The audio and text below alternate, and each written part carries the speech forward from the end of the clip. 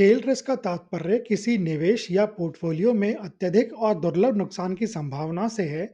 ऐसा नुकसान जो सामान्य बाजार स्थितियों के तहत सांख्यिकीय रूप से अपेक्षित सीमा से कहीं ज्यादा बड़े होते हैं।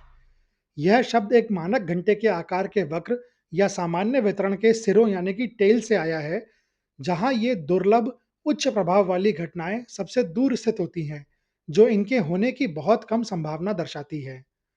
हालांकि जब ये घटनाएं वास्तव में घटित होती हैं, तो इनका प्रभाव बहुत गंभीर होता है।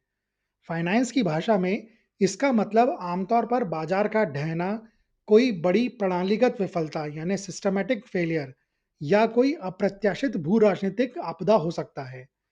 समस्या यह है कि वास्तविक दुनिया का वित्तीय डेटा अक्सर फैट टेल्स दिखाता है, जिसका अर्थ है कि चरम गतिविधियां सामान्य वितरण की भविष्यवाणी से अधिक बार होती हैं। मानक जोखिम मॉडल अक्सर इन टेल घटनाओं की वास्तविक संभावना और परिणाम को कम आंकते हैं, क्योंकि वे इस धारणा पर आधारित होते हैं कि परिसंपत्ति रिटर्न एक सामान्य वितरण का अनुसरण करता है। टेल रिस्क घटनाओं के उदाहरण में 2008 का वित्तीय संकट, 2010 का फ्लैश क्रैश या 2020 में कोविड-19 के शुरुआती प्रकोप के दौरान बाजार का अचानक रुक जाना शामिल है।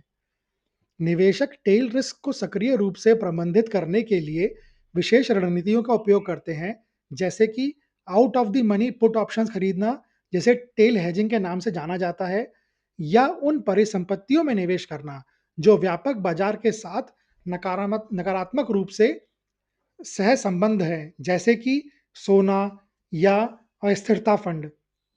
टेल रिस्क को समझना और उसके लिए तैयारी करना दीर्घकालिक पोर्टफोलियो संरक्षण के लिए महत्वपूर्ण है, क्योंकि एक ही बड़ी नुकसान वर्षों के छोटे लाभ को मिटा सकता है। अंततः टेल रिस्क बाजार की अंतर्निहित अप्रत्याशितता और मजबूत गिरावट से बचाव की आवश्यकता पर जोर देता है।